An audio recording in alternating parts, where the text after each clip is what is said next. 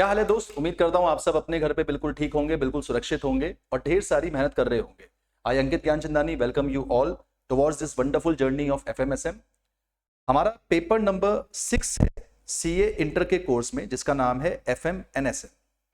This is one of the most scoring subject. ये बात आपको धीरे धीरे अपने आप ही समझ में आने लग जाएगी, क्योंकि जब हम ये कोर्स पढ़ेंगे, जब हम ये सब्जेक्ट पढ़ेंगे, इसके अंदर ज्यादा कंसेप्ट्स हैं और प्रैक्टिस बहुत ज्यादा है। तो जब आप प्रैक्टिस बहुत ज्यादा करेंगे यू विल फील कॉन्फिडेंट। तो it is much of the scoring subject. थोड़ा सा मैं आपको पेपर के बारे में जानकारी दे देता हूं कि हम लोग अपने कोर्स को किस तरीके से टेकअप करेंगे। देखो दोस्त, हमारा जो ये एफएमएसएम का पेपर है, ये 100 मार्क्स का पेपर है, जो कि 2 सेक्शंस में डिवाइड होता है। एक सेक्शन नंबर ए में, एक सेक्शन नंबर बी में। सेक्शन ए 35 मार्क का एफएम आएगा और सेक्शन बी 35 मार्क का एसएम आएगा। इसके अलावा आपके पास कुछ केस स्टडीज आपको मिलती हैं, जो कि जैसे बाकी पेपर में आपको एमसीक्यूज मिलते हैं, वो यहां भी मिलेंगे। 15 क्वेश्चंस आएंगे, 2 मार्क्स ईच। 30 मार्क का आपके पास एमसीक्यू होगा। इन 30 मार्क के एमसीक्यू में इट मे बी पॉसिबल कि एफएम के 7 क्वेश्चन आए तो एसएम के 8 आएंगे, या इट मे बी पॉसिबल कि एफएम के 8 क्वेश्चन आए तो जो एसएम है उसके 7 क्वेश्चन आए। मतलब इट कैन इंटरचेंज। सबसे ज्यादा खास बात यहां पे ये है कि इन एमसीक्यूज में कोई नेगेटिव मार्किंग नहीं होती, क्योंकि एमसीक्यू में कोई नेगेटिव मार्किंग नहीं है। आई वुड अर्ज एवरीबॉडी कि भाई आप इनको जरूर अटेम्प्ट करो। और केस सिनेरियो सारे के सारे जो आपको केस सिनेरियो बुकलेट आईसीआई देता है, पूरा उसी में से निकल के आता है। तो अगर आप इसमें 30 मार्क इजीली स्कोर कर लेते हैं तो सोच के देखिए 70 मार्क्स में आपको और मार्क्स मिलेंगे, तो अल्टीमेटली बड़ा स्कोरिंग सब्जेक्ट हो जाएगा। रही बात सब्जेक्टिव की, जो 35 मार्क एसएम और 35 मार्क एफएम है, उसमें कैसे आता है। यहां जो आपका पेपर पैटर्न है वो बाकी के पेपर से थोड़ा अलग है। यहां पे क्वेश्चन 4 आते हैं, अनलाइक किसी और पेपर में, जैसे मैं अकाउंट्स भी पढ़ाता हूं तो वहां पे 6 क्वेश्चंस आते हैं। यहां पे आपके पास दोनों सेक्शंस में जो है 4 क्वेश्चंस होते हैं। इन 4 क्वेश्चन में जो पहला क्वेश्चन होता है वो आपका जर्नली कंपलसरी होता है। ये क्वेश्चन आपका जर्नली 15 मार्क्स का होता है जर्नली, फॉलोड बाय 3 क्वेश्चंस। ये क्वेश्चन आपके 10-10 नंबर के होते हैं, 10-10 नंबर के क्वेश्चन होंगे। ऑब्वियसली इनके इंटरनल पार्ट्स भी होते हैं, लेकिन इन 3 क्वेश्चंस में से आपने कोई 2 करने होते हैं। अटेम्प्ट एनी 2, एंड सेम चीज आपकी यहां पे है, अटेम्प्ट एनी 2। तो अल्टीमेटली आप 15 मार्क का एक क्वेश्चन करोगे और 10-10 मार्क्स के कोई आप 2 क्वेश्चन करोगे, तो आप ओवरऑल अटेम्प्ट यहां 35 करोगे और यहां पे भी आप ओवरऑल अटेम्प्ट 35 मार्क का करोगे। This is the picture of my particular course. आज की तारीख में जो मैं आपके साथ यहां पे डिस्कशन करूंगा दोस्त, वो मैं करूंगा एफएम के बारे में। तो मेरा पढ़ाने का तरीका बड़ा ही सिंपल है। मैं ऑर्थोडॉक्स मेथड पे चलता हूं, मैं चीजें लिखवाता जाता हूं। तो राइटिंग मेरा मेन कोर है, तो मैं आपको नोट्स जितने भी हैं वो राइटिंग में लिखवाऊंगा। जो भी क्वेश्चंस हैं वो मैं आपको क्लास में प्रैक्टिस करवाऊंगा। कुछ क्वेश्चंस मैं आपको होमवर्क दूंगा, साथ में कुछ क्वेश्चंस को हमारे बैच में, अकाउंट्स में और एफएम में मैं नाम देके चलूंगा ईक्यू। ईक्यू क्या है? ईक्यू मतलब एग्जाम क्वेश्चन, यानी ये वो क्वेश्चन है जो आपको एग्जाम से एक दिन पहले श्योर शॉर्ट रिवाइज करने हैं। आप इनमें से एक भी क्वेश्चन को नहीं छोड़ेंगे, क्योंकि क्लास के दौरान हम बहुत सारे क्वेश्चंस कर रहे होंगे, तो it may not be possible कि आप क्लास से एग्जाम से एक दिन पहले सारे क्वेश्चंस को कवर कर सके। तो हम कुछ क्वेश्चंस को ईक्यू मार्क करेंगे। ये आपको रिवीजन करनी है एग्जाम से एक दिन पहले। साथ में अगर आपने ये कोर्स परचेज करा है तो आपको मेरी 2 बुक्स मिलेंगी। एक बुक मेरी आपको मिलेगी जिसमें एफएम के सारे क्वेश्चंस हैं, ऑल क्वेश्चंस। एक बुक आपको मेरी मिलेगी जिसमें एफएम के सारे आंसर्स हैं। किट में आपको ये मिलेगा। इसके अलावा आपको मेरी एक टेस्ट बुकलेट मिलेगी। ये टेस्ट बुकलेट आपके लिए इसलिए डिजाइन करी गई है कि जो भी आपके चैप्टर्स खत्म होते जाएंगे उनका टेस्ट मैंने आपको ऑलरेडी बना के दे दिया है। आप उसे करके अपनी रिटन प्रैक्टिस करके सोल्यूशन शीट उसके साथ ही उसको चेक कर सकते हैं। इवन हमारी ऐप पर, हमारी जो वेबसाइट है, वहां पर भी आप इन टेस्ट को आके जो है सबमिट कर सकते हैं। तो आपको ऑनलाइन कॉपी चेक होके मिल जाएगी। अदरवाइज आप उसको हमारे जो रिस्पेक्टिव इंस्टीट्यूट्स है, आप पोर्टर के थ्रू अपनी कोई भी फिजिकल शीट है हमें भिजवा सकते हैं, हम उनको भी चेक करके आपको बता देंगे। तो this is the perception how we will proceed further, और इसको हम लोग समझेंगे। विदाउट वेस्टिंग एनी टाइम शुरू करते हैं, श्री गणेश करते हैं और मजे से जरा इस कोर्स का, इस सब्जेक्ट का आनंद उठाते हैं। मुझे दावे के साथ मैं आपको ये बात बताता हूं कि एफएम में अगर आपने चीजों को समझना शुरू कर दिया तो आपका ये मनपसंद सब्जेक्ट हो जाएगा। फाइनेंस का मजा ही ऐसा है, फाइनेंस जब समझ में आने लग जाए तो चीजों को देखने का नजरिया बदल जाता है। आइए जरा कुछ आपको इंट्रोडक्शन बताता हूं एफएम के बारे में। अपनी कॉपीज में सबसे ऊपर टॉप में लिखेंगे फर्स्ट पेज पे इंट्रोडक्शन टू फाइनेंशियल मैनेजमेंट। क्या होता है फाइनेंशियल मैनेजमेंट, हम लोग इसको समझना शुरू करते हैं। एक रिक्वेस्ट है आप सबसे, जितने भी बच्चे इस लेक्चर को देख रहे हैं, दोस्तों मेरी पढ़ाने की स्पीड थोड़ा बेस लेवल से ऊपर है, मैं थोड़ा सा तेज बोलता हूं, तो आपको ऐप के ऊपर ये एक लाभ मिलता है कि आप अपनी वीडियो को 1x पे, 1.25x पे, किसी पे भी देख सकते हैं, इवन 2x पर भी देख सकते हैं। लेकिन मैं आप सबसे ये अर्ज करूंगा कि आप मेरी क्लासेस को स्पेसिफिकली 1x पे ही देखिएगा। आप 1.25x पे देखेंगे, वो आप अपने मुताबिक स्पीड एडजस्ट कर सकते हैं, लेकिन मेरी बोलने की स्पीड थोड़ी सी ज्यादा है as compare to respective other faculties. तो आप जैसे जैसे क्लास में हैबिचुअल होते जाएंगे, अगर आपको लगता है 1.25 पे देखना, आप देख लीजिएगा, बट मेरी एडवाइस ये है कि 1x पे देखिए, आराम से चीजों को नोट करिए। कोई भी चीज अगर ऐसी होती है जो छूट गई है, 2 सेकंड का पॉज लेके पॉज करिए और चीज को पहले नोट करिए।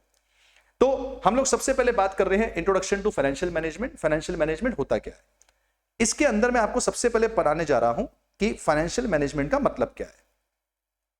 देखो दोस्त, इंग्लिश के वर्ड्स को डिकोड करेंगे तो सब समझ में आ जाएगा। मैनेजमेंट का मतलब होता है डिसाइडिंग। डिसाइडिंग मतलब कुछ भी डिसीजन अगर आपको लेना है तो बेसिकली आप मैनेजमेंट कर रहे हो। फाइनेंशियल मतलब है यहां पे फाइनेंस। तो फाइनेंस के सारे डिसीजंस, पैसा कहां से उठाएं, पैसा कहां को लगाएं, पैसा लगाएं या नहीं लगाएं, और पैसा अपने पास अच्छा वर्क कर रहा है नहीं कर रहा है, ये सब डिसीजंस की जब मैं मैनेजमेंट करूंगा वो फाइनेंशियल मैनेजमेंट बन जाएगा। यानी financial management is an art of managing funds. साथ साथ लिखते चलेंगे, फाइनेंशियल मैनेजमेंट एक आर्ट है ऑफ मैनेजिंग फंड्स। कीवर्ड ध्यान रखिएगा, ये एक आर्ट है। आर्ट का मतलब है कि ये कला है जिससे आप अपने फंड्स को मैनेज करते हो। ओके, इसी से आगे मैं लिखूंगा it is concerned with. It is concerned with, ये किन चीजों से कनेक्टेड है? तो फाइनेंशियल मैनेजमेंट दोस्तों 3 बातों से कनेक्टेड होता है मोटा मोटा रूप से। सबसे पहला, सोर्सेज ऑफ फंड्स। ये कनेक्टेड है इस बात से कि मैं पैसा कहां से अरेंज करूं। मैं इवेंचुअली आपको अब ये सिखा रहा हूं, ये बता रहा हूं कि एफएम सब्जेक्ट के अंदर आप चैप्टर्स कैसे कैसे देखोगे। तो आपके सिलेबस को आईसीआई ने 3 मुख्य भागों में बांटा हुआ है। ये 3 मुख्य भाग कैसे हैं? पहला है source of fund. Source of fund मतलब पैसा कहां से उठाएं। यहां मैं आपको कई सारे चैप्टर पढ़ाऊंगा। जैसे एक चैप्टर यहां पे आएगा ईबीआईटी ईपीएस एनालिसिस, एक चैप्टर यहां पे आएगा लीवरेज, एक चैप्टर यहां पे आएगा कॉस्ट ऑफ कैपिटल, एक चैप्टर यहां पे आएगा कैपिटल स्ट्रक्चर। तो आने वाले टाइम में जब मैं आपको कोर्स पढ़ाऊंगा तो उसमें कुछ चैप्टर्स ऐसे होंगे जिसमें मैं आपको यह सिखाऊंगा कि पैसा उठाया कहां से जाता है। इसी प्रकार कुछ चैप्टर्स मैं आपको ऐसे पढ़ाऊंगा जिसमें मैं आपको यह सिखाऊंगा कि पैसा लगाया कहां जाता है, application of funds. Now what is application of funds? इसका मतलब यहां मैं आपको इन्वेस्टमेंट डिसीजन सिखाऊंगा। इन्वेस्टमेंट डिसीजंस का मतलब होता है कि हम पैसा कहां लगाएं, कौन सी बिल्डिंग में लगाएं, कौन सी मशीन में लगाएं, कौन से प्रोजेक्ट में इन्वेस्ट करें, इन्वेस्टमेंट डिसीजंस। इसके अलावा वर्किंग कैपिटल डिसीजंस, हमारे बिजनेस में बिजनेस करने के लिए हमें कितने पैसों की जरूरत है, जो पैसा हमारे हाथ में रहेगा बिजनेस करने के लिए, उन सब के जो भी डिसीजंस हैं, स्टॉक की इन्वेस्टमेंट कितनी होनी चाहिए, डेटर्स इन्वेस्टमेंट कितनी होनी चाहिए, उसके लिए मैं आपको एप्लीकेशन ऑफ फंड्स पढ़ाऊंगा। तो मोटा मोटा रूप से आपका जो सिलेबस होगा वो एक तरफ पे ये होगा पैसा उठाए कहां से, एक तरफ पे होगा पैसा लगाए कहां पे। तो उनके रिगार्ड्स में हम कुछ चैप्टर्स पढ़ेंगे एंड फाइनली फिर मैं आपको कुछ चैप्टर्स पढ़ाऊंगा जिनका मेन काम है एनालिसिस। एनालिसिस का मतलब यह है कि मैं यहां पे आपको ये चैप्टर इसलिए पढ़ा रहा हूं जिससे आप एनालाइज कर सको कि सिचुएशन अच्छी है या बुरी है। जैसे यहां पे एक चैप्टर में आपको पढ़ाऊंगा रेशियो एनालिसिस, एक चैप्टर में आपको यहां पे पढ़ाऊंगा डिविडेंड डिसीजंस। इस प्रकार से हमारा सिलेबस चलेगा। तो मैंने ओवरऑल आपको सिलेबस के कुछ चैप्टर्स बताए, ये सब मेरे सिलेबस के जो है चैप्टर्स हैं। इन चैप्टर्स को मैं आपको जो है पढ़ा के चलूंगा। ये चैप्टर मोटा मोटा रूप से इन कैटेगरीज के अंदर बटे हुए हैं, source of fund, application of fund और एनालिसिस। तो फाइनेंशियल मैनेजमेंट आपको तीनों बातें सिखाएगा, पैसा कहां से उठाएं, पैसा कहां को लगाएं, पैसे की एनालिसिस कैसे करें, ये पूरा पूरा कंसर्न इस कोर्स के अंदर आपको मिलेगा। इसी के आगे सर एक बात बताओ, एफएम पढ़ने का ऑब्जेक्टिव क्या है? तो जरा हम कुछ बात लिखेंगे, ऑब्जेक्टिव्स ऑफ फाइनेंशियल मैनेजमेंट।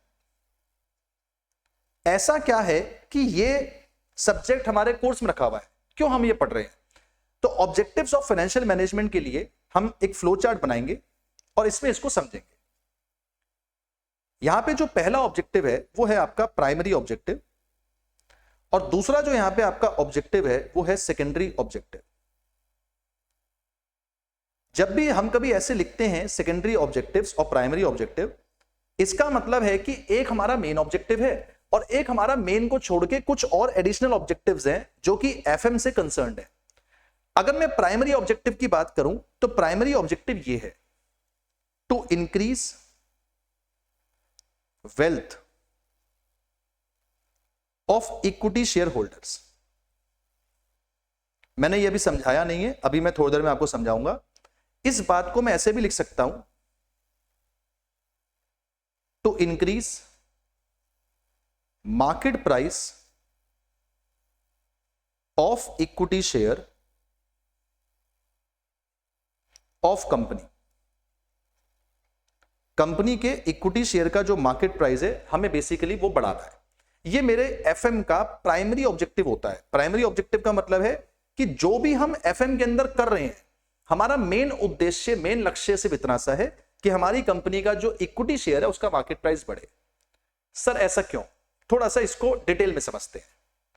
देखो दोस्त, क्या होता है, आप कॉमर्स स्टूडेंट हो तो आपको इन सब चीजों के बारे में जानकारी होनी चाहिए। आप लोगों ने सुना होगा हमारे देश में जो शेयर बाजार है वो दो है, एक है बीएसई, एक है एनएसई।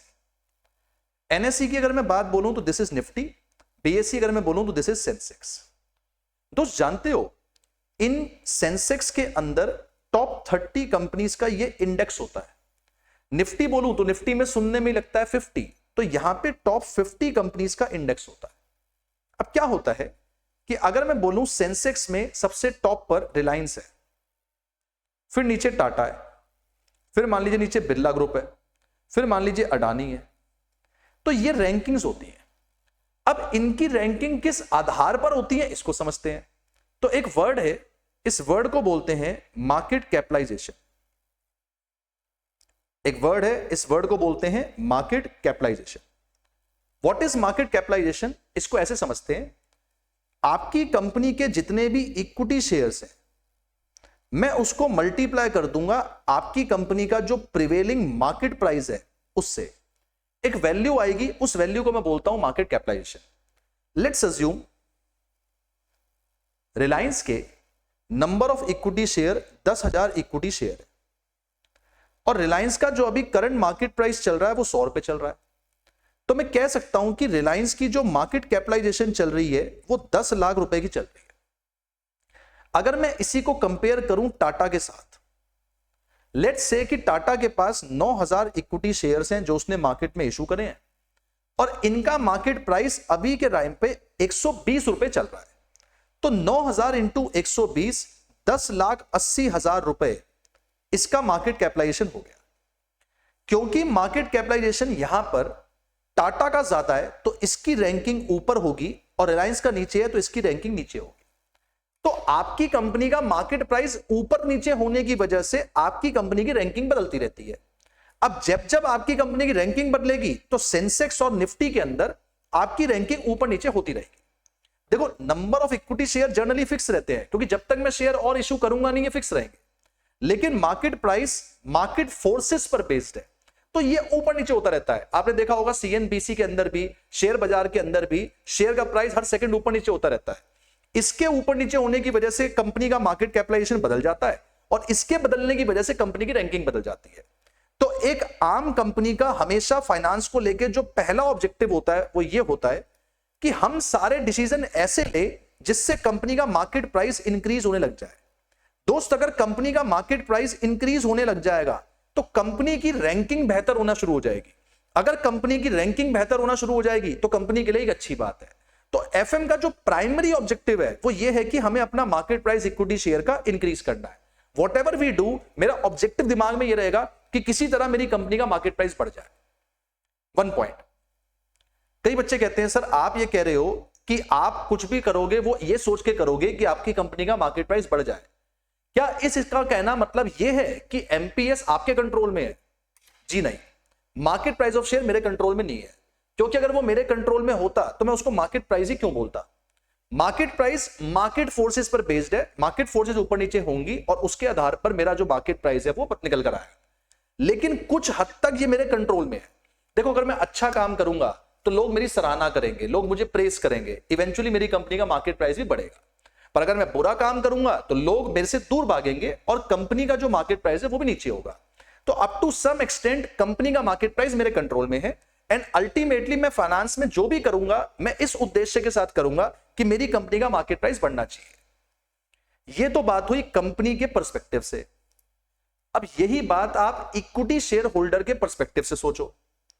अगर मैं आपसे यह कहूं कि जो इक्विटी शेयर होल्डर है उसका पॉइंट ऑफ व्यू मैं आपको बोलूं, सपोज करिए मैं अपना एग्जांपल देता हूं, अंकित सर ने रिलायंस के 5000 इक्विटी शेयर परचेज करे।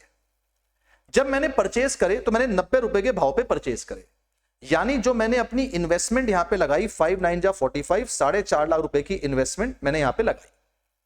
अब आज की तारीख में मेरे पास ये 5000 इक्विटी शेयर रिलायंस के पड़े हैं और रिलायंस का जो मार्केट प्राइस है वो बढ़ गया, लेट्स से ये बढ़ के 150 रुपए हो गया।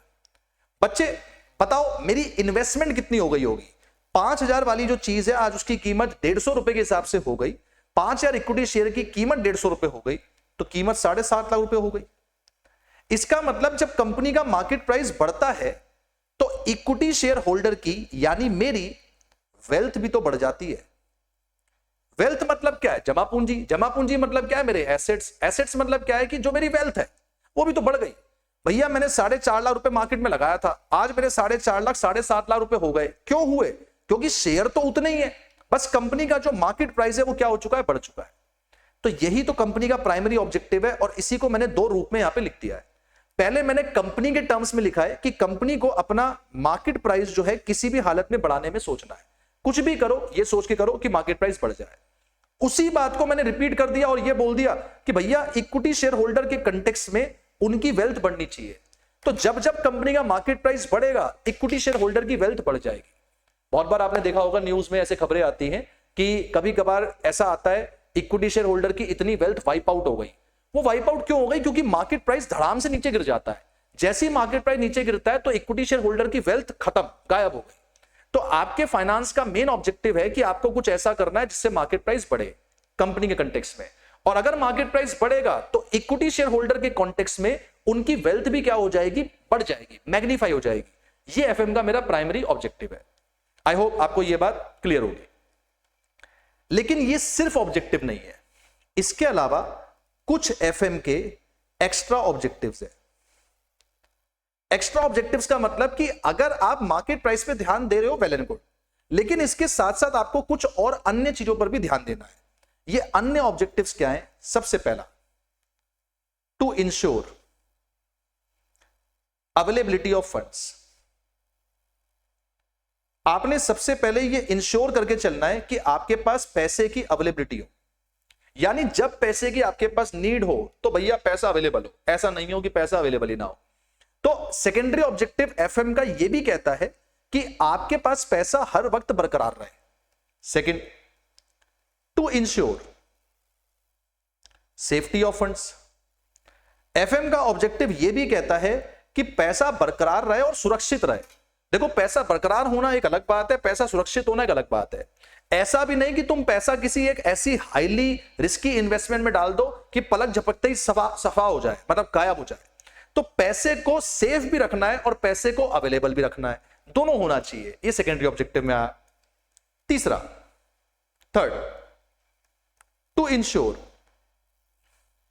Ensure no idleness of funds. To ensure no idleness of fund. अब पैसा फिजूल भी ना पड़ा रहे, भाई बरकरार भी रहे, सुरक्षित भी रहे और खाली भी ना पड़ा रहे। बेटा खाली पैसा अगर पड़ा रहेगा ना वो अपनी वैल्यू लूज करता रहेगा। देखो अगर आज आपके पास 10,000 रुपए पड़े हैं और आप इसको बस कैश के रूप में अपने पास रख रहे हो, तो 10,000 में जितना सामान आज आप परचेज कर सकते हो, आज से 10 साल बाद आप नहीं परचेज कर पाओगे। तो अगर पैसा खाली पड़ा हुआ है तो अपनी वैल्यू लूज कर रहा है। आप बेहतर होगा अगर उसको बैंक में भी जाके रख दोगे, एफडी में भी रख दोगे, 7-8% आप कमा लोगे। इसीलिए पैसे को फिजूल भी नहीं रखना, खाली भी नहीं पड़ा होना चाहिए। तो नो आइडलनेस होनी चाहिए, सेफ्टी ऑफ फंड बरकरार होनी चाहिए, अवेलेबिलिटी ऑफ फंड बरकरार रहनी चाहिए। ये सेकेंडरी ऑब्जेक्टिव्स हैं। एंड इसके अलावा चौथा, टू इंश्योर, ये इंश्योर करो that funds comply to their purpose. देखो हमने जो भी पैसा उठाया वो किसी ना किसी पर्पस के लिए उठाया, तो आपने जो भी पैसा उठाया, फंड्स उठाया, वो कंप्लाई करना चाहिए। कंप्लाई मतलब जिस पर्पस के लिए उठाया उस पर्पस में लगना चाहिए। अब मान लो मैंने पैसा उठाया था बिल्डिंग बनाने के लिए, अब मैं पैसा उठाकर आ गया हूं लेकिन मैंने उससे बिल्डिंग बनाई नहीं, ये नहीं करना है। तो अल्टीमेटली एफएम के दो ऑब्जेक्टिव बन जाते हैं। एक, मैं जो कुछ भी करूंगा दिमाग में मार्केट प्राइस को ध्यान में रख के करूंगा, जिससे मेरा मार्केट प्राइस बढ़ना चाहिए। मार्केट प्राइस बढ़ेगा तो इक्विटी शेयर होल्डर की वेल्थ बढ़ेगी, ये प्राइमरी ऑब्जेक्टिव है। पर there are few secondary objectives. What are secondary objectives? पैसा बरकरार रहे, पैसा सेफ रहे, पैसा फिजूल ना पड़ा रहे, और पैसा जिस पर्पस के लिए उठाया था उस पर्पस को कंप्लाई करे। These are objectives of FM. तो हमने दो बातें पढ़ी दोस्त। एक, एफएम होता क्या है, एफएम किससे कनेक्टेड है, हम क्या क्या चैप्टर्स पढ़ने जा रहे हैं। एंड दूसरा हम लोगों ने पढ़ा कि फाइनेंशियल मैनेजमेंट के जो ऑब्जेक्टिव्स हैं वो दो पार्ट में डिवाइड हो जाएंगे, तो उनको कैसे अंडरस्टैंड करना है। होपफुली आपको यहां तक बात क्लियर होगी। और आगे चलते हैं, थोड़ा प्रैक्टिकल समझते हैं चीजों को। देखिए पॉइंट नंबर 3 इंट्रोडक्टरी क्लास का एक वर्ड है जिसको मैं यहां पे लिख रहा हूं, इनकम स्टेटमेंट। बेटा ये मेरे सब्जेक्ट का हार्ट है, हार्ट ऑफ द सब्जेक्ट। शायद ही कोई ऐसा चैप्टर होगा जहां मैं आपसे इस टॉपिक के बारे में जिक्र नहीं करूंगा। शायद ही कोई ऐसा सब्जेक्ट होगा, शायद ही कोई ऐसा चैप्टर होगा जिसमें मैं इस टॉपिक के बारे में जिक्र ना करूं। मतलब मेरे इस टॉपिक के बिना एफएम जो है बिल्कुल अधूरा है। आज के बाद मैं आपको जो भी चैप्टर पढ़ाऊंगा उसमें इनकम स्टेटमेंट तो आनी ही चाहिए। तो इनकम स्टेटमेंट खून में होना चाहिए आपके। बेसिकली इनकम स्टेटमेंट है क्या? इनकम स्टेटमेंट शो करता है sequence of items to be paid when business makes turnover. आप टर्नओवर बोल सकते हो, आप सेल्स बोल सकते हो, आप रेवेन्यू बोल सकते हो, बात एक ही है। इसका मतलब जब बिजनेस अपना सेल्स कमाता है, जब अपनी रेवेन्यू मेड करता है, टर्नओवर मेड करता है, तो सेल्स से आए हुए पैसे से हमें कुछ चीजों को पे आउट करना पड़ता है। तो मैं कौन सी चीज को पहले पे करूं और कौन सी चीज को बाद में पे करूं, इनकम स्टेटमेंट मुझे उन आइटम का सीक्वेंस सिखाता है। तो एक कीवर्ड आया, income statement shows sequence of items. ये सीक्वेंस बताता है आइटम्स का जो कि मुझे पे करने हैं जब बिजनेस अपना टर्नओवर, सेल्स या रेवेन्यू कुछ भी बोल लो जनरेट करता है। कैसे बनता है ये, इसको आपको दिखाता हूं, आराम से देखिएगा और समझिएगा बात को। देखिए यहां मैं लिख रहा हूं रुपीस और यहां मैं लिख रहा हूं सेल्स। सबसे पहले बिजनेस ने अपनी जो भी सेल्स कमाई, उस सेल्स में से बिजनेस अपनी ऑपरेटिंग कॉस्ट को पे करता है। देखो जी, ज्यादा कॉम्प्लिकेटेड ना करते हुए मैं बिल्कुल हिंदी में बात करूंगा और लेमैन टर्म्स में बात करूंगा। ऑपरेटिंग कॉस्ट का मतलब है ऑपरेशंस की कॉस्ट। ऑपरेशन मतलब धंधा चलाने की कॉस्ट। धंधा जो आप चला रहे हो, जो आपके ऑपरेशंस हो रहे हैं, उसका जो भी खर्चा है उसको हम लोग ऑपरेटिंग कॉस्ट बोलते हैं। तो आप जब भी कभी सेल्स बनाओगे उसमें से सबसे पहले आप अपनी ऑपरेटिंग कॉस्ट को पे करोगे। ऑपरेटिंग कॉस्ट को पे करके आपके पास एक प्रॉफिट बचेगा। इस प्रॉफिट का नाम होता है ईबीआईटी। ईबीआईटी को हम कहते हैं earnings before interest and tax. Basically Hindi बनाओ कि मेरी ये अर्निंग्स है जो कि मैंने सब माइनस कर दिया है, बस इंटरेस्ट टैक्स अभी तक माइनस नहीं करा। मैंने धंधे के सारे खर्चे माइनस कर दिए, हाथ में जो पैसा बचा ये वो पैसा बचा है कि अभी इसमें से इंटरेस्ट और टैक्स माइनस होना बाकी है। मैंने इंटरेस्ट और टैक्स अभी तक माइनस नहीं करा है, तो सेल्स में से ऑपरेटिंग कॉस्ट को हटा दूंगा, जो बचेगा वो ईबीआईटी निकल कर आ जाएगा। थोड़ा थोड़ा आगे और चलेंगे। अब जैसे ही मेरे पे EBIT आ जाएगा, इस EBIT में से मैं माइनस करूंगा सबसे पहले इंटरेस्ट। इंटरेस्ट मतलब अगर मैंने कोई कर्जा ले रखा है, लोन वोन ले रखा है, डिबेंचर है, उसका ब्याज मैं माइनस करूंगा और ऐसा करके निकलकर आ जाएगा EBT। EBT का मतलब होता है अर्निंग्स बिफोर टैक्स। मेरे भाई पहले earning before interest and tax आया था, अब अर्निंग बिफोर टैक्स आ गया। तो अर्निंग बिफोर टैक्स का मतलब है कि अब सिर्फ टैक्स माइनस करना रह जाता है। अब इसमें से मैं माइनस कर दूंगा हमारा टैक्स, तो जाके निकलकर आ जाता है अर्निंग्स आफ्टर टैक्स।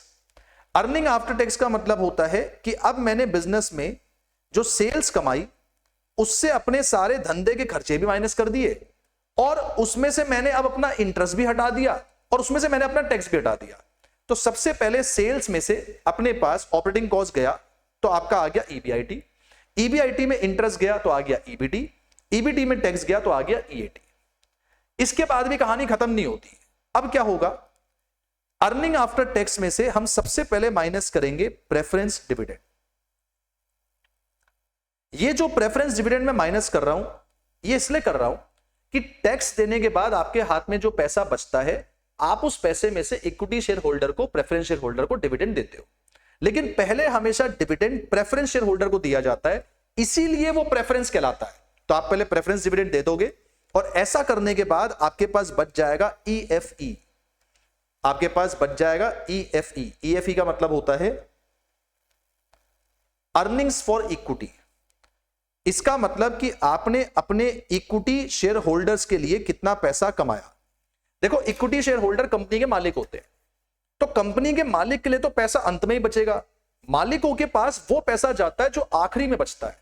तो बच्चे पहले sales minus operating cost, EBIT minus interest, EBT minus tax, फिर अपने पास आएगा EAT।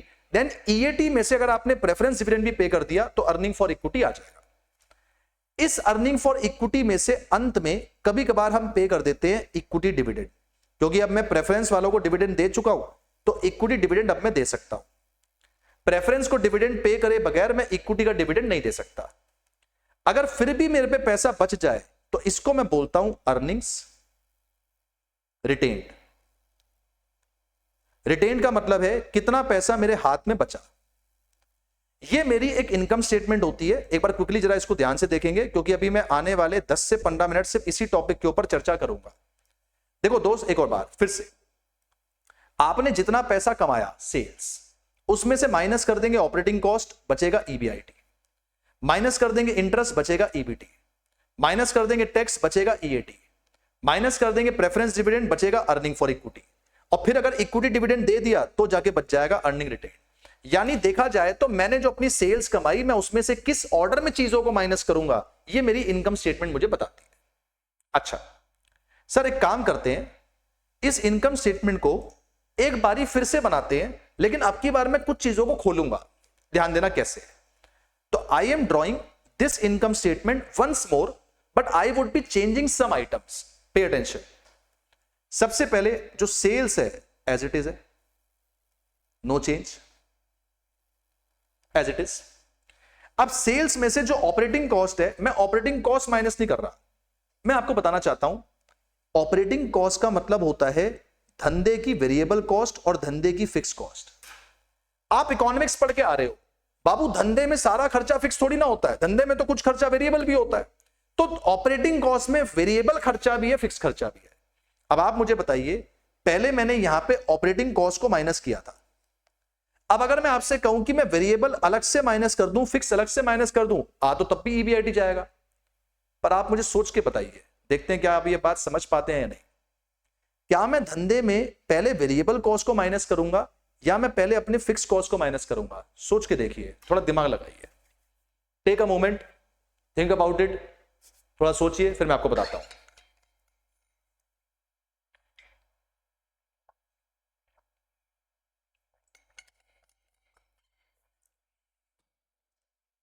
Most of the students इस पॉइंट पे जब जवाब देते हैं, वो कहते हैं सर आप सबसे पहले फिक्स कॉस्ट पे करो।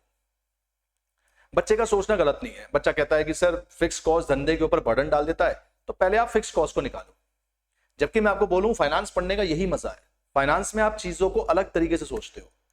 बाबू यहां पर सबसे पहले मैं फिक्स कॉस्ट माइनस नहीं करूंगा, मैं सबसे पहले अपनी वेरिएबल कॉस्ट माइनस करूंगा। ऐसा करने से बचकर आएगा कंट्रीब्यूशन।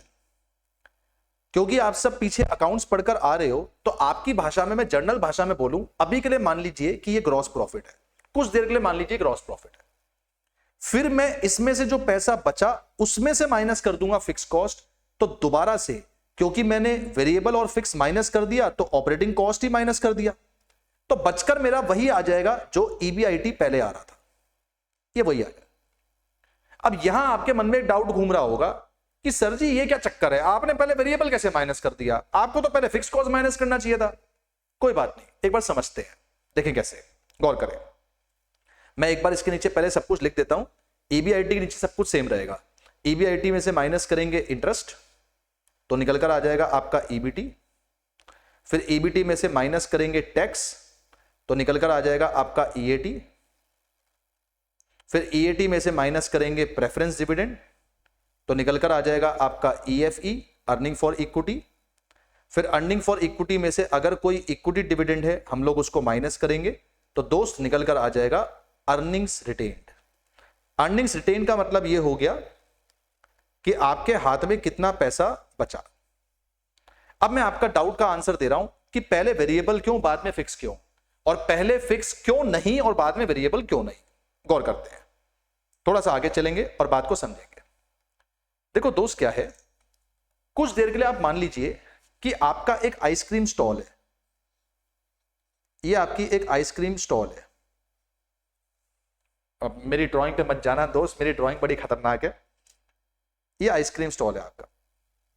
लेट्स से ये आप आइसक्रीम बेचने के लिए आज निकले हो, और आपके पास जो टोटल माल है आइसक्रीम, जो स्टॉक आपके पास है टोटल, वो टोटल 15,000 रुपए की आइसक्रीम आपके पास पड़ी है। अब मैं आपके पास आया, अंकित सर आपके पास आए, और अंकित सर ने आपसे आगे कहा कि दोस्त ऐसा है, जितनी भी आइसक्रीम है सब पैक कर दो। मैंने आपसे कहा सब पैक कर दो। आपने कहा अंकित जी 15,000 रुपए लगेंगे।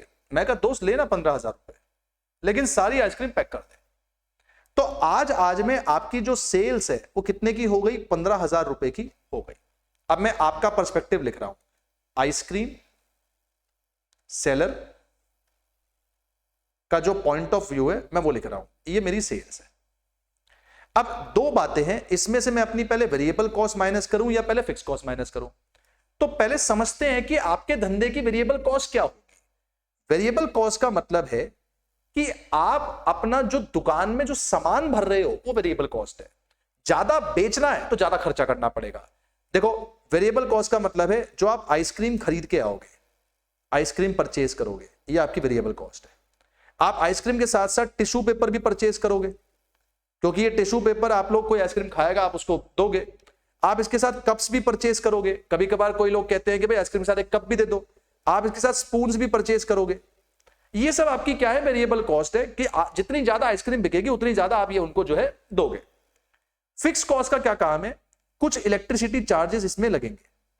देखो आप आइसक्रीम लेके घूम रहे हो तो रेफ्रिजरेटर है, रेफ्रिजरेटर है तो कुछ अपने पास बैटरी वगैरह आपने लगा रखी होगी, बिजली का चार्ज लगेगा।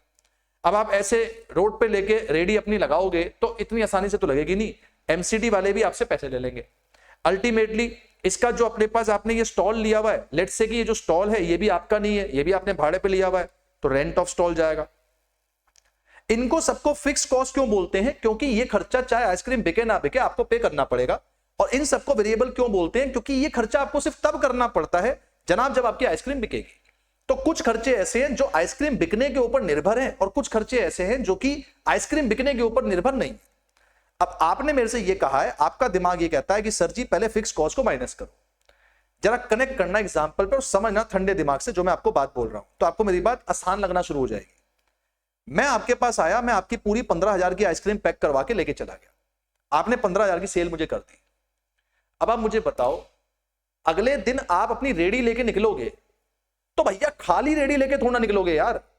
आप अपनी रेडी लेके निकलोगे तो रेडी में पहले आइसक्रीम तो भरोगे, क्योंकि अगर कोई आदमी आपका सारा माल परचेज करके ले गया तो अगले दिन दुकान आप सिर्फ तब खोल पाओगे जब दुकान भरी हुई हो।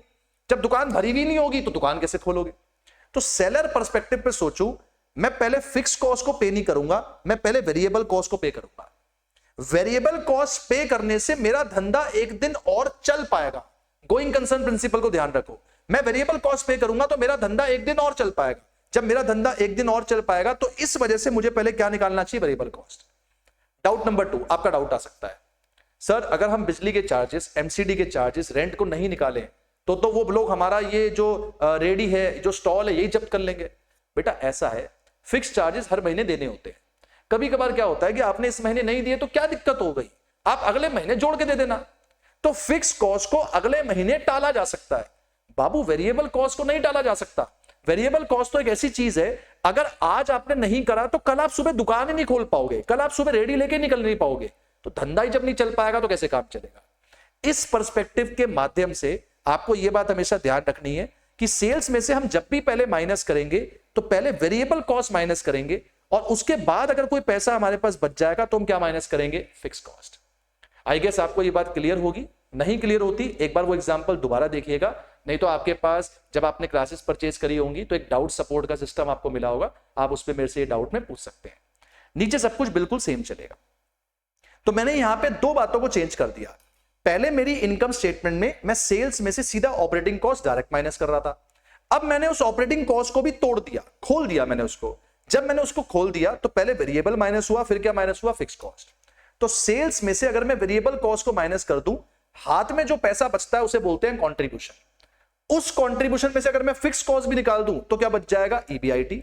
इंटरेस्ट निकाल दूं, ईबीटी, और अपने पास जो है टैक्स निकाल दूं, ईएटी, प्रेफरेंस डिविडेंड निकाल दूं तो ईएफई, और इक्विटी डिविडेंड भी पे कर दूं तो अंत में आके बच जाएगा मेरा जो अर्निंग रिटेन्ड है वो। तो एक ही इनकम स्टेटमेंट को हमने 2 भागों में बनाया। तो इस इनकम स्टेटमेंट में पहले सेल्स आया, फिर कंट्रीब्यूशन आया, फिर ईबीआईटी, फिर ईबीटी, फिर ईएटी, ईएफई, अर्निंग रिटेन।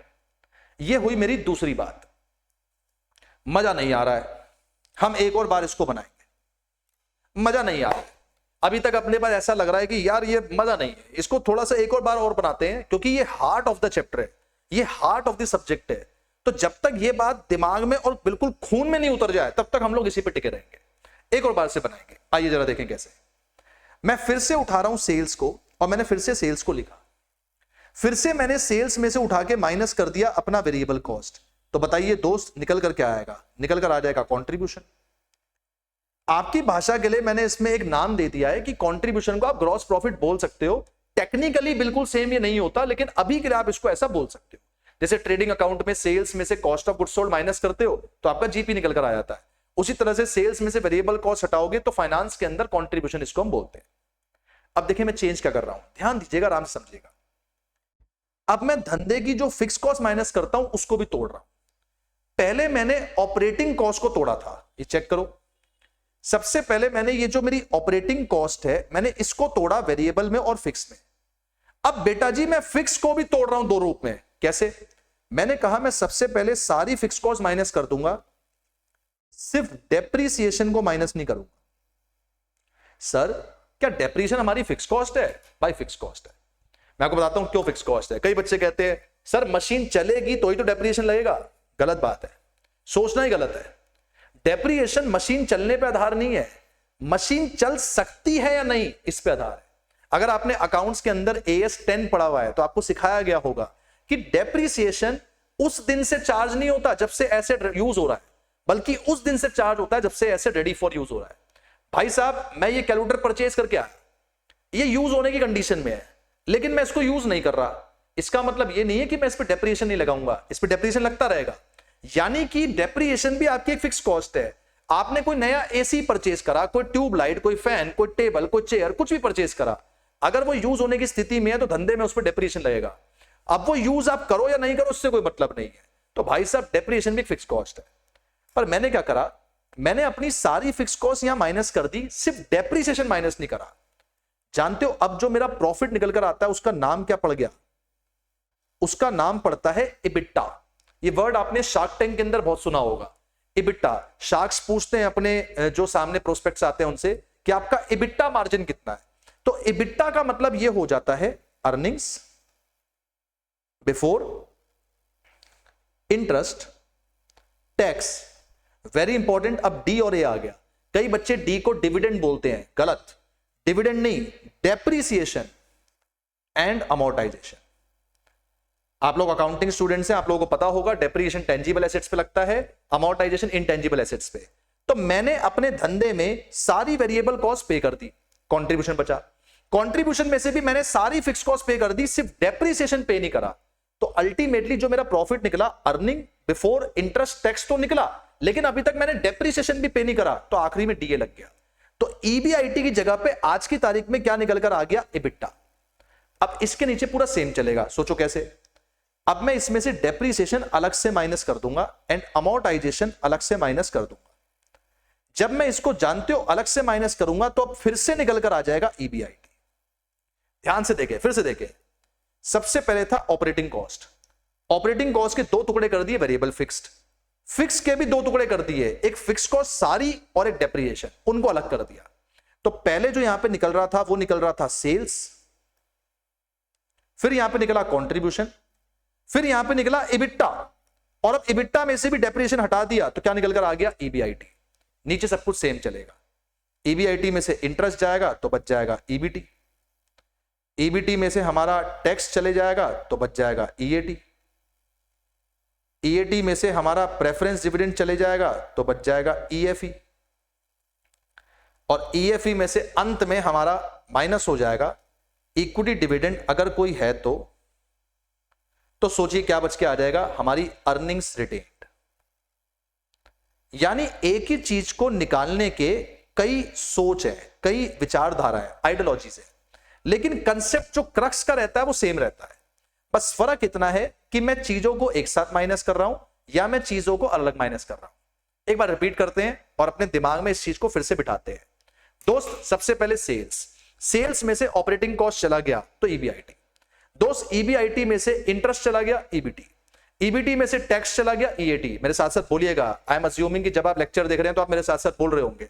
ईएटी में से प्रेफरेंस डिविडेंड चला गया ईएफई, ईएफई में से अपने पास इक्विटी डिविडेंड चला गया अर्निंग रिटेन। आगे आ जाते हैं। सेल्स में से वेरिएबल कॉस्ट चला गया तो कंट्रीब्यूशन, कंट्रीब्यूशन में से फिक्स कॉस्ट चला गया ईबीआईटी। तो वेरिएबल कॉस्ट और फिक्स कॉस्ट को जोड़ दूं तो ऑपरेटिंग कॉस्ट बन जाता है। नीचे सब कुछ सेम रहेगा। अब फिक्स कॉस्ट के भी दो पार्ट है, एक फिक्स कॉस्ट है डेप्रिसिएशन, एक फिक्स कॉस्ट है बाकी। तो पहले बाकी सारी फिक्स कॉस्ट माइनस कर दो, फिर डेप्रिसिएशन को अलग से माइनस करना। जब आप बाकी सारी फिक्स कॉस्ट माइनस कर दोगे तो इबिट्टा बच जाएगा, और बाद में जब आप डेप्रिसिएशन माइनस कर दोगे तो ईबीआईटी बच जाएगा। This is income statement and this is heart of the topic. Heart है ये मेरे एफएम का। आज के बाद मैं किसी भी चैप्टर में जाऊंगा दोस्त, इस चीज की बात तो मैं जरूर करूंगा। तो कुछ भी हो जाए, आपने इस चीज की बात को बिल्कुल भी छोड़ना नहीं, ये आपने बिल्कुल बहुत बढ़िया तरीके से दिमाग में रखना है। इसके अलावा इंट्रोडक्टरी क्लास का बस एक पॉइंट और, उसके बाद हमारी इंट्रोडक्टरी क्लास जो है वो खत्म। ये पॉइंट नंबर है 4। कुछ यहां पे अंडरस्टैंडिंग है जो कि आपको ध्यान में रखनी है। अंडरस्टैंडिंग का मतलब क्या है, एफएम में ना कुछ नए नए वर्ड्स आएंगे, तो उन वर्ड्स को हम अलग अलग चैप्टर में पढ़ेंगे। बट जब तक हम वो चैप्टर पढ़ नहीं लेते तब तक थोड़ा बहुत इसके बारे में जानकारी आपको होनी चाहिए, जिससे जब आप अपने क्वेश्चंस करोगे तो क्वेश्चन करने में आपको तकलीफ नहीं होगी। जैसे बच्चा, जो पहला वर्ड है उसका नाम है turnover. Turnover ratios. Basically turnover का मतलब होता है सेल्स। तो इस रेशियो में मैं ऊपर हमेशा सेल्स को रखूंगा और नीचे जिस आइटम की बात होगी मैं उस रिस्पेक्टिव आइटम को नीचे रखूंगा। जैसे मान लीजिए कभी मेरे क्वेश्चन में एक वर्ड बोल दिया जाए फिक्स्ड एसेट्स टर्नओवर, तो इसका मतलब क्या है कि फिक्स्ड एसेट टर्नओवर मतलब ऊपर सेल्स आएगा और नीचे फिक्स्ड एसेट आ जाएगा। जो चीज का टर्नओवर निकालना है ऊपर सेल्स और नीचे वो रिस्पेक्टिव आइटम आ जाएगा जिसकी बात हो रही है। तो ऊपर सेल्स, नीचे फिक्स्ड एसेट्स, ये फिक्स्ड एसेट टर्नओवर है। एक सेकंड के लिए मान लीजिए कि सेल्स आपकी 5 लाख है। एक सेकंड के लिए मान लीजिए कि जो आपके फिक्स्ड एसेट्स हैं वो 1 लाख है। फिक्स्ड एसेट मतलब प्रॉपर्टी प्लांट इक्विपमेंट, जो बेसिकली धंधे में आप जानते हैं कि हम यूज के लिए लेते हैं। जब मैं इसे सॉल्व करूंगा तो ये 5 आ गया। जानते हो ये जो 5 निकल कर आ रहा है, ये 5 मेरे से क्या कहता है? ये 5 मेरे से ये कहता है कि 1 रुपए के फिक्स्ड एसेट इफ बिजनेस में लगाया तो 5 रुपए की सेल बनेगी, ये कहता है। तो चीजों को रीड करना आना चाहिए। तो टर्नओवर रेशियो का मतलब क्या हुआ? टर्नओवर रेशियो का मतलब है कि सेल बनाने के लिए कितना आइटम हमें लगाना पड़ेगा। 1 रुपए की सेल बनाने के लिए कितने रुपए के फिक्स एसेट लगाने पड़ेंगे, या कितने रुपए की सेल बनेगी कितने रुपए के फिक्स एसेट लगा के। तो अगर मैं कहता हूं 5 लाख की सेल है और 1 लाख के फिक्स एसेट है, तो 1 रुपए का फिक्स एसेट लगा के 5 रुपए की सेल बन रही है। तो टर्नओवर रेशियो मेरी एफिशिएंसी बताती है, मेरी काबिलियत बताती है कि अगर आज मैं धंधे में ये कैलकुलेटर लेकर आ गया तो इससे मैं सेल कितनी जनरेट कर पाऊंगा। आज मैं धंधे में ये बॉटल लेकर आ गया तो मैं इससे सेल कितनी जनरेट कर पाऊंगा। आज मैं धंधे में ये फोन लेकर आ गया तो मैं इससे सेल कितनी जनरेट कर पाऊंगा। That is what suppose to means कि मेरा टर्नओवर रेशियो क्या है। अब इसके अलग अलग मायने हो सकते हैं। मान लो मैंने फिक्स एसेट टर्नओवर नहीं बोला होता, मैंने आपको कैपिटल टर्नओवर बोल दिया होता। अब कैपिटल टर्नओवर का मतलब क्या होगा? ऊपर सेल्स और नीचे आपकी कैपिटल। अब मान लीजिए, जस्ट अज्यूम करिए कि आपकी जो सेल्स है वो 5 लाख की है, लेकिन जो आपकी कैपिटल है वो 10 लाख की है। जब मैं इसे डिवाइड करूंगा तो दोस्त निकल कर आ जाएगा 0.5। जानते हो इसका मतलब क्या है? इसका मतलब है कि अगर मैं 1 रुपए की कैपिटल धंधे में लगाता हूं तो सेल 98 की बनती है, सेल 50 पैसे की बनती है। मतलब आज अगर मैं 100 रुपए धंधे में लगाऊंगा तो 50 रुपए की सेल बनेगी, 1000 रुपए धंधे में लगाऊंगा तो 500 रुपए की सेल बनेगी। ये इसको रीड करना है। देखो, हम कितने मर्जी फॉर्मूले पढ़ लें, लेकिन जब तक आपको रीड नहीं करना आता तो फाइनेंस ना बड़ा अजीब सा लगेगा। इसलिए रीड करना आना बहुत जरूरी है। तो अंडरस्टैंडिंग में पहला पॉइंट ये निकला कि टर्नओवर रेशियो आपको पता होना चाहिए कि टर्नओवर रेशियो का एसेंस क्या है। ये टर्नओवर रेशियो का मेरा एसेंस है। आज के बाद किसी भी क्वेश्चन में टर्नओवर रेशियो दिया जाएगा तो मैं उसको इस प्रकार, इस तरीके से यूज करूंगा। First point. सेकेंड पॉइंट गौर करेंगे, extension of income statement. Income statement की एक्सटेंशन थोड़ा सा समझते हैं। देखें कैसे। बच्चा, मैंने आपसे कहा कि सेल्स में से वेरिएबल कॉस्ट चला गया तो आ जाता है कंट्रीब्यूशन, कंट्रीब्यूशन में से फिक्स कॉस्ट चला गया तो आ जाता है ईबीआईटी, ईबीआईटी में से इंटरेस्ट चला गया तो आ जाता है ईबीटी, ईबीटी में से टैक्स चला गया तो आ जाता है ईएटी, ईएटी में से प्रेफरेंस डिविडेंड चला गया तो आ जाता है ईएफई। यहां के लिए मैं आपको एक नई चीज बता रहा हूं दोस्त। जब मेरा अर्निंग फॉर इक्विटी आ जाता है तो कंपनी के पास 2 ऑप्शंस बचते हैं। क्या ऑप्शन बचते हैं? कि मैं इसमें से कितना इक्विटी डिविडेंड पे करूं और कितनी अर्निंग रिटेन करूं, कितनी अर्निंग रिटेन करूं। एक सेकंड के लिए मान लीजिए कि मैंने जो अर्निंग फॉर इक्विटी अपना ये निकाला, ये 20,000 रुपए है। एक सेकंड के लिए मान लीजिए कि मैंने इसमें से इक्विटी डिविडेंड 5,000 रुपए दे दिया, तो जो मेरे पे अर्निंग रिटेन बचा होगा वो कितना बचा होगा? 15,000। यहां से मेरा एक कंसेप्ट बनता है, एक टर्म है जो कि आपको पता होना चाहिए। इस टर्म को कहते हैं पे आउट रेशियो। कई लोग इसको डिविडेंड पे आउट रेशियो भी बोलते हैं। इसका मतलब है कि आपने अपनी अर्निंग फॉर इक्विटी, जो इक्विटी शेयर होल्डर के लिए कमाई, उसमें से कितना इक्विटी डिविडेंड पे कर दिया और इंटू 100। मेरे दोस्त, मैंने 20,000 की अर्निंग फॉर इक्विटी बनाई, उसमें से मैंने 5,000 रुपए का इक्विटी डिविडेंड पे कर दिया, तो अल्टीमेटली 25% मेरा पे आउट रेशियो आ गया।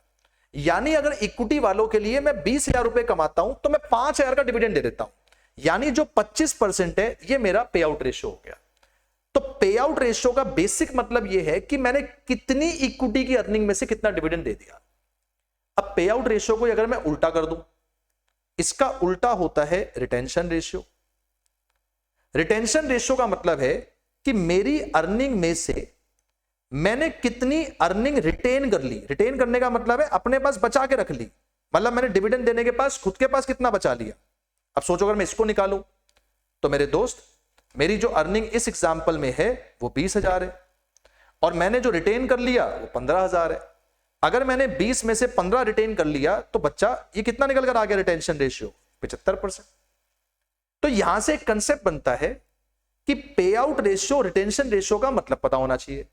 और दूसरी खास बात, पे आउट रेशियो और रिटेंशन रेशियो का सम हमेशा 100% होगा। इसका मतलब अगर मैं इस रेशियो में इस रेशियो को जोड़ूंगा तो ये हमेशा 100% के बराबर आएगा।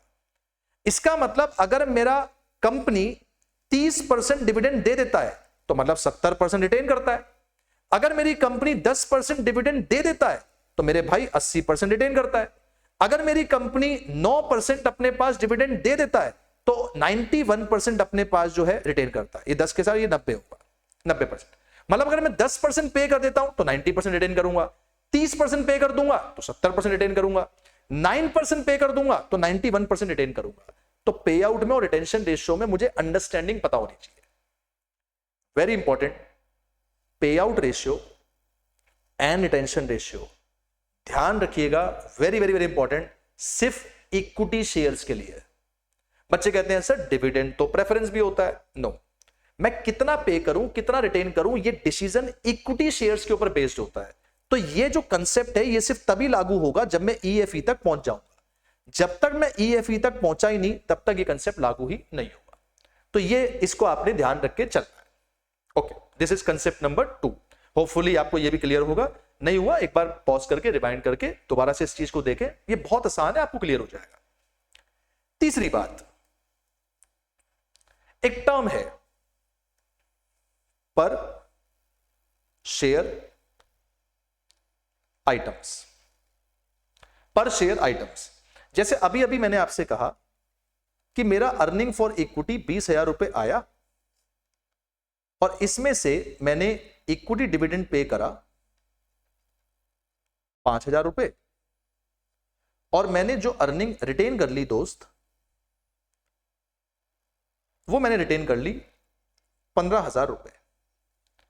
अगर आप ध्यान से देखें तो देख के फील होगा ये टोटल्स में फिगर लिखी हुई है, टोटल्स में। These figures are in totals. What if अगर मैं आपको इनसे शेयर के रूप में पूछ लूं कि एक शेयर पे कितना। सपोज करिए मेरी कंपनी में जो नंबर ऑफ इक्विटी शेयर्स है वो मात्र 10,000 है।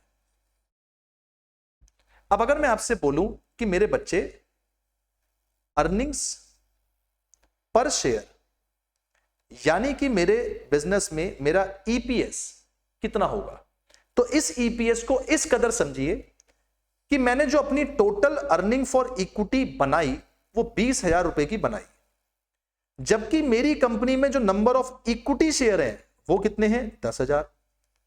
तो अगर मैं 20,000 की कमाई बनाता हूं 10,000 शेयर के लिए तो इसका मतलब है कि एक शेयर के लिए मैं कितने रुपए बनाता हूं 2 रुपए। तो पर शेयर का मतलब यह होता है कि आपको अगर मैं कोई भी चीज पर शेयर पे पूछूं आप बस डिनोमिनेटर में उसको नंबर ऑफ इक्विटी शेयर से डिवाइड कर दो तो आपको पर शेयर की वैल्यू मिल जाएगी। अब अगर मैं 10,000 शेयर्स पे कमा रहा हूं तो एक शेयर पे कितना कमाऊंगा 2 रुपए। मान लीजिए मैंने आपसे यह पूछ लिया होता, मुझे बताइए डिविडेंड पर शेयर कितना आएगा, इसे बोलते हैं डीपीएस।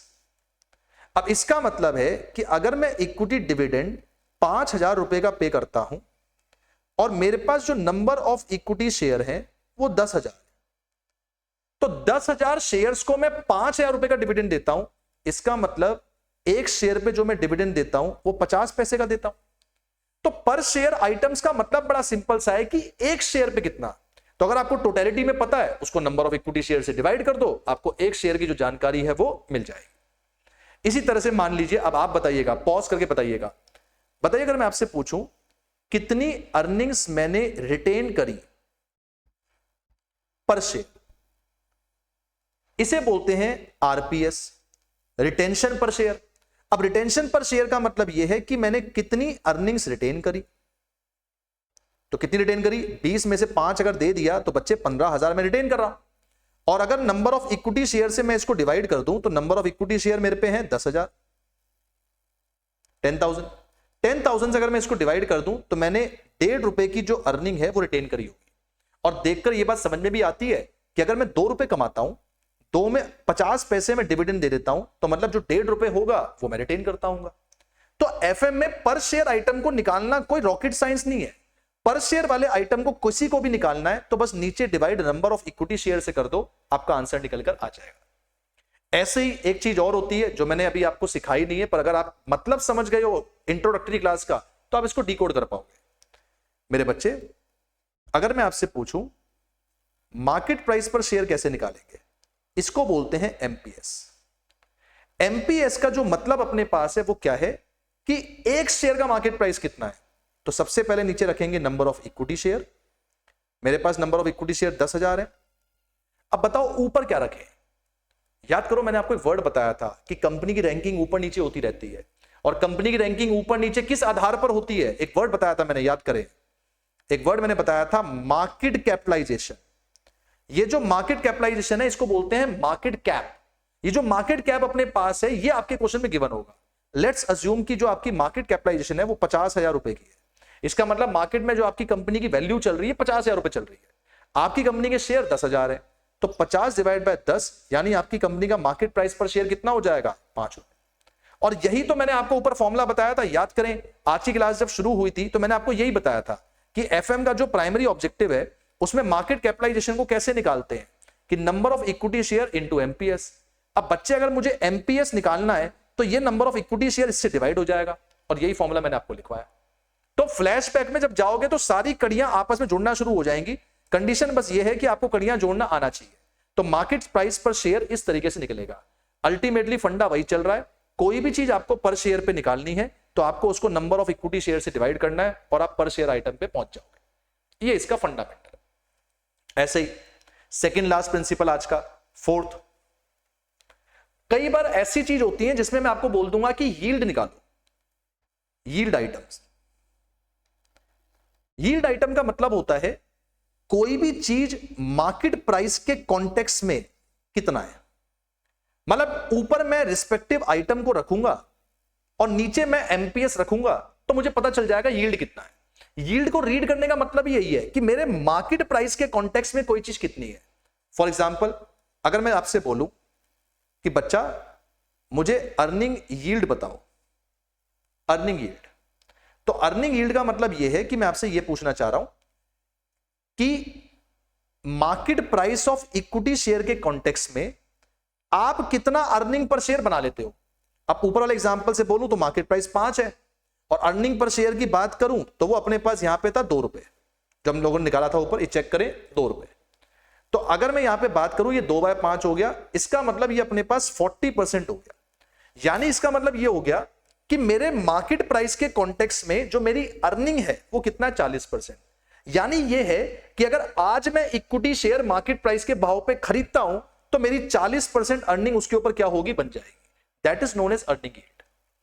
मान लीजिए अगर मैं आपसे बोलता कि बच्चे मुझे डिविडेंड यील्ड बताओ, तो डिविडेंड यील्ड का मतलब हो जाता कि आपके मार्केट प्राइस के कॉन्टेक्स्ट में आपका डिविडेंड पर शेयर कितना है।